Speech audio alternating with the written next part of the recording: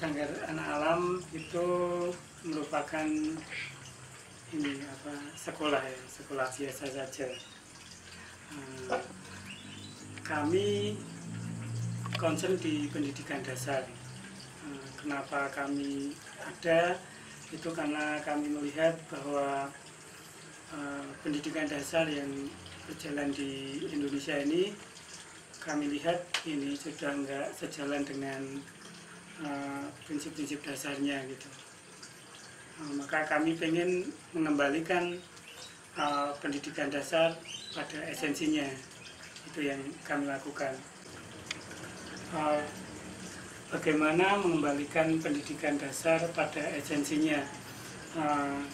Kalau kita ngomong pendidikan itu kita akan terkait dengan ini ya, pembelajaran ya. Pendidikan itu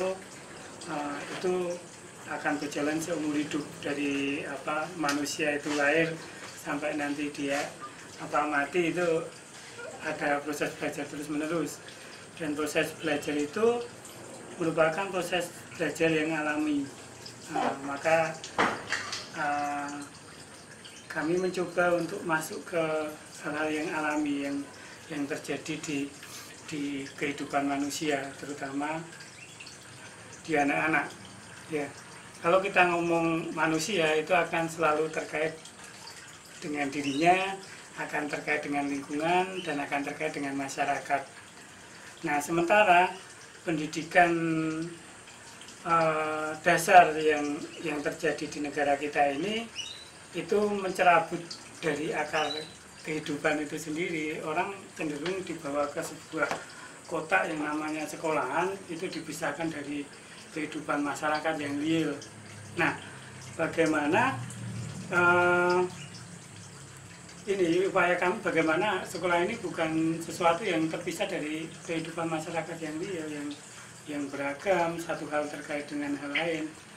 Maka kita mencoba untuk membuat sistem belajar itu ya yang terkait dengan kehidupan. Nah, pertama kita mencoba lihat ini ya, prinsip belajar itu kalau orang mendengar itu akan mudah lupa gitu. Dia melihat, dia akan ingat. Kemudian dia melakukan, dia akan menjadi paham. Nah, ketika orang bisa menemukan sendiri pengetahuannya, dia akan menguasai. Nah, prinsip ini yang coba kami terapkan dalam proses pembelajaran di Salam. Kemudian di Salam sendiri, itu siapa yang belajar? Yang belajar nggak hanya anak-anak kalau ngomong pendidikan dasar. Karena anak-anak akan terkait dengan orang tuanya. Ketika di sekolah akan terkait dengan guru atau fasilitator di sini. Nah, kemudian dengan masyarakat dan lingkungan. Nah, bagaimana ini semua menjadi satu kesatuan komunitas belajar. Maka kalau Ki Hajar Dewantara pernah mengkonsep sekolah itu seperti taman, ya ini yang coba kami lakukan. Kami juga sudah mencoba menuangkan gagasan prinsip-prinsip kami di buku yang sudah kami buat ini, Sekolah Biasa Saja. Itu intinya bahwa manusia itu berproses natural. Nah, ini yang coba kita fasilitasi. Nah, tahap-tahap belajarnya itu sesuai dengan tahap perkembangan anak gitu. Misalnya anak yang usia dini playgroup gitu, dia ya akan lebih banyak gerak, eksplorasi ya. Kemudian lebih banyak bermain gitu. Itu sampai TK gitu. Nah, kemudian di usia 8 tahun ke atas itu kita mulai ini ya, anak mulai tahap membangun pola yang lebih tegas. Maka di SD itu mulai dengan pola belajar yang lebih tegas. Ada daur belajar gitu, dia ada semacam riset gitu, anak melakukan, kemudian dia mengungkap data, kemudian dari data yang dia dapat itu diolah menjadi pemahaman, artinya dia bisa menerapkan ke lain gitu. Nah itu proses alamiah belajar gitu. Nah, itu yang coba kami terapkan.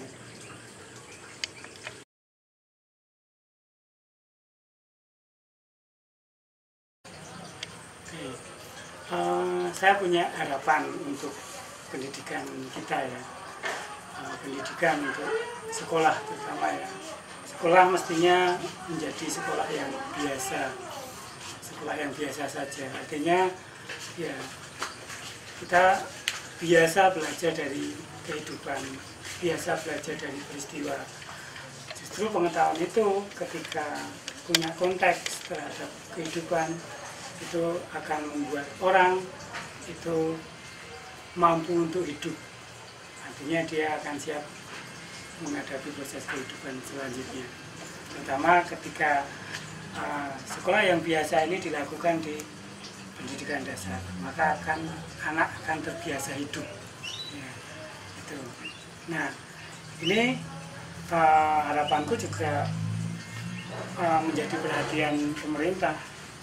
Pemerintah jangan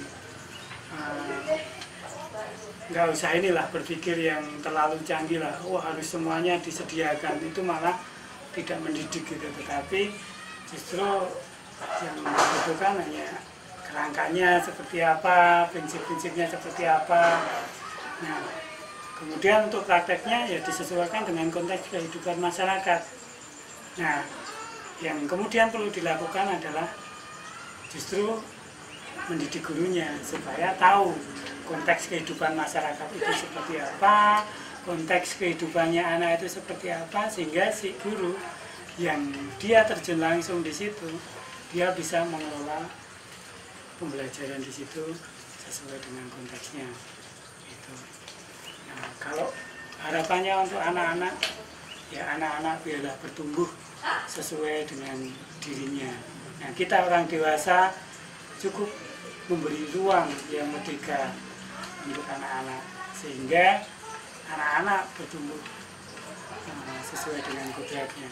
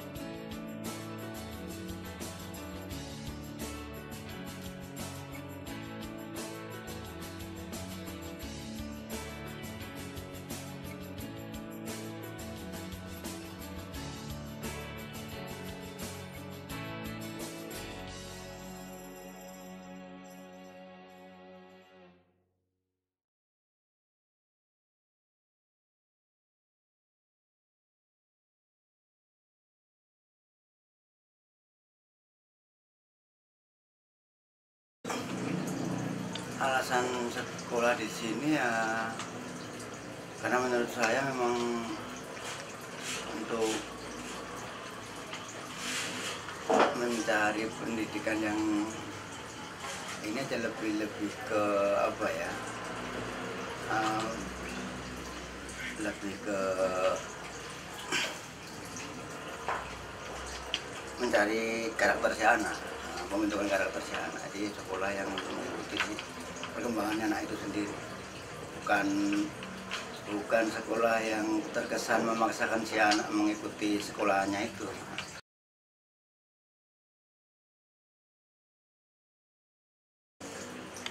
Kalau perkembangannya jelas bagus, maksudnya dibandingkan setelah masuk sini itu perkembangannya udah jelas terlihat. Yang jelas itu yang walaupun dia terlihat agresif terus lebih bisa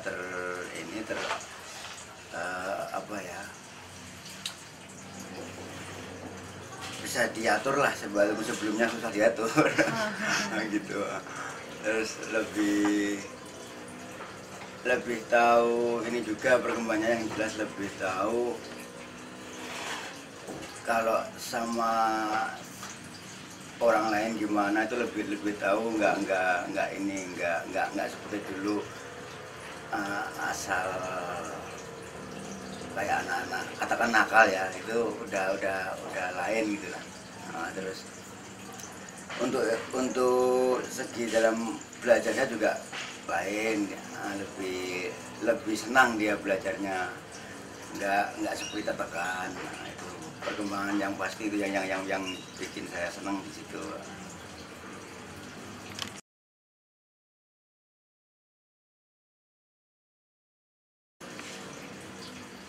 Kalau harapannya apa ya? Ya harapannya semoga bisa lebih berkembang, lebih paling enggak kelas 1 tuh enggak cuma satu, ada berapa kelas 1 gitu. Harapannya seperti itu, malah lebih berkembang kalau untuk Salamnya. Kalau untuk si anak, harapannya memang bisa menjadikan sekolah ini sebagai rumah keduanya, seperti itu. Ya. Terima kasih.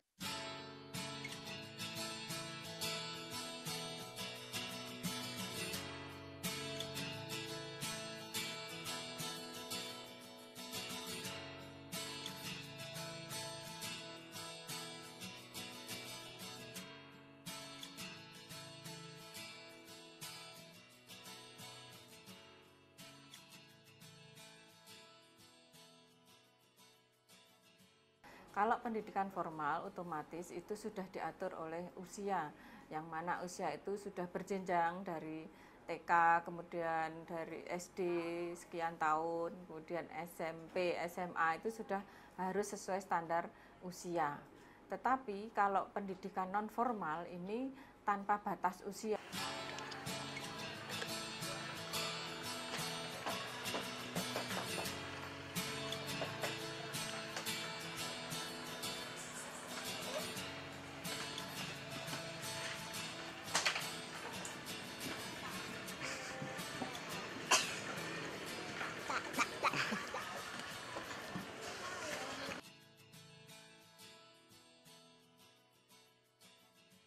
Dari pengembangan pendidikan non formal ini, alhamdulillah dari lulusan kejar paket C itu bisa meneruskan di jenjang perguruan tinggi, bahkan di perguruan tinggi negeri ada, kemudian swasta juga banyak, bahkan sudah ada yang sampai ke luar negeri, ke Arab Saudi, ke mana itu, ada beberapa yang sudah memberikan laporan kepada kami sudah sukses sampai ke luar negeri, dan mereka justru malah ada yang kumlot di situ.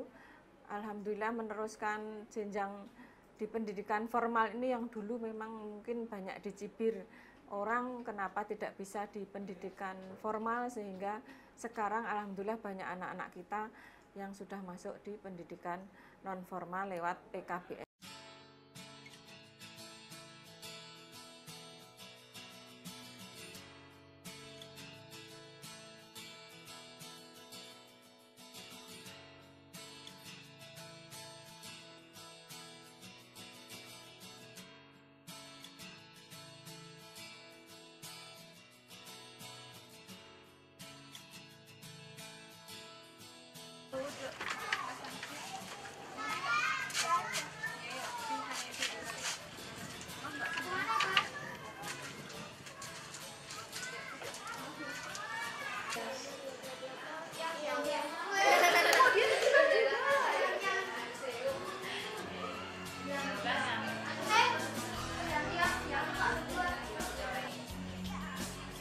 menjadi tim fasilitator di kelasnya masing-masing, akan melakukan audisi di kelas masing-masing. Sudah siap? Sudah siap? Kita akan segera bergerak menuju ke kelas masing-masing. Mulai dari barisan yang paling rapi. Tetapi sebelum kita berangkat, kita berdoa dulu. Pak,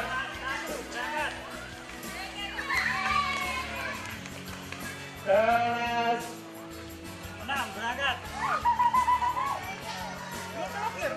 Sampai belum? Oke, sampai berangkat.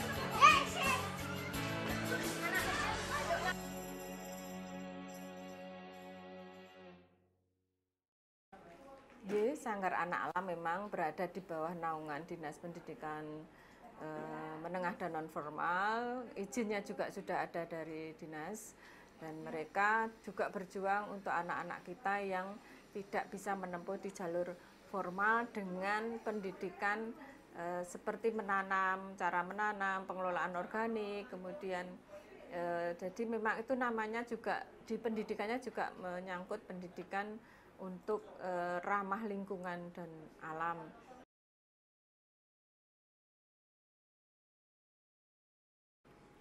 Jadi pendidikan untuk harapan kami untuk pendidikan non formal ini memberikan seluas-luasnya kepada anak-anak kita, anak didik kita, supaya jangan malu-malu untuk sekolah di pendidikan non formal kalau misalnya hal itu di formal tidak mampu. Artinya kalaupun ada masalah, biasanya anak-anak kita itu tidak mau sekolah, tidak mau karena ada konflik dengan guru, ada sesama teman. Jangan putus asa, tetap kita menyekolahkan anak kita ke pendidikan non formal, yang mana jauh ke depan nasib itu ada di tangan kita sendiri, dan yang penting berdoa supaya tidak ada perbedaan antara pendidikan formal dan non formal. Dan bahkan sudah teruji, kadangkala anak-anak yang dulunya di pendidikan formal itu jenius, kemudian cum laude, itu juga ada beberapa yang tidak bisa melanjutkan kerja. Kemudian kalau di non formal ini alhamdulillah dulu hanya tamat SD, itu sudah ada berapa yang sukses di bidang wirausaha. Kemudian di Sanggar Alam ini juga mendidik anak-anak yang di lingkungan mereka di sekitaran Kasian itu untuk bisa masuk di pendidikan non formal, menampung anak-anak jalanan, menampung anak-anak yang tidak bisa melanjutkan di pendidikan formal. Jadi harapan kami baik formal maupun non formal, apabila ada anak-anak yang tidak bisa meneruskan di formal, marilah kita berikan semangat untuk selalu mengejar pendidikan di pendidikan non formal. Bahkan untuk kejar paket B itu kan setara SMP, nanti kalau sudah lulus kejar paket B dengan usia yang seusia SMP, ini bisa melanjutkan pendidikan di formal SMA gitu. Jadi tetapi usia tetap dibatasi sesuai usia formal gitu.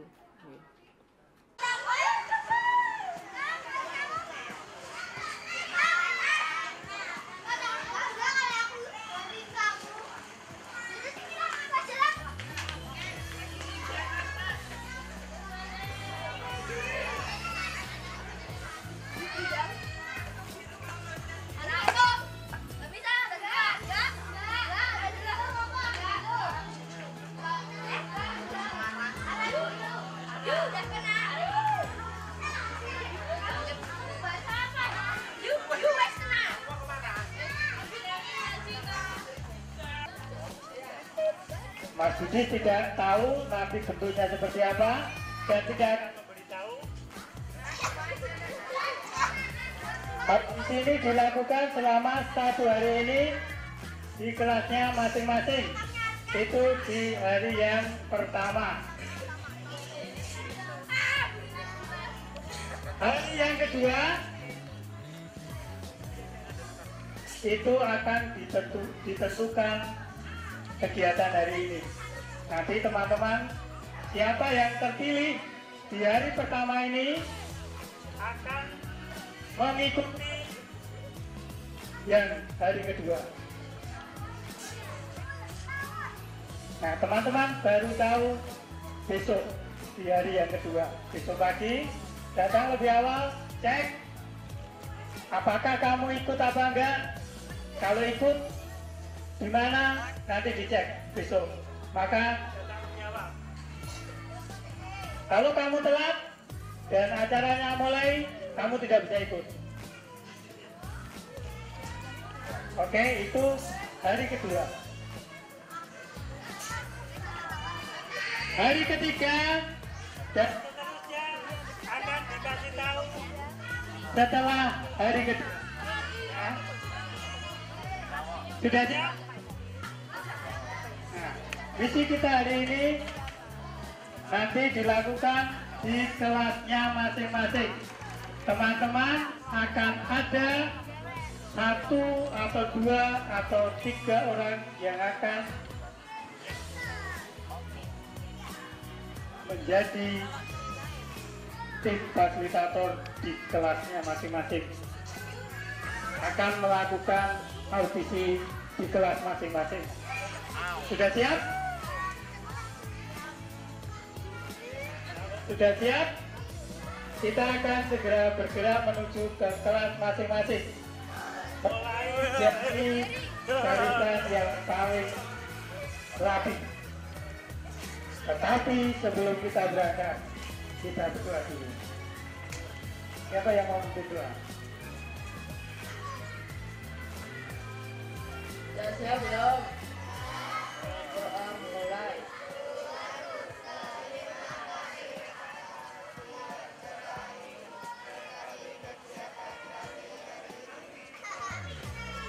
Stop dulu. Yang paling rapi akan berangkat lebih dulu. Oke, kita mulai dari kelas 5. Berangkat. Oke, kelas 2.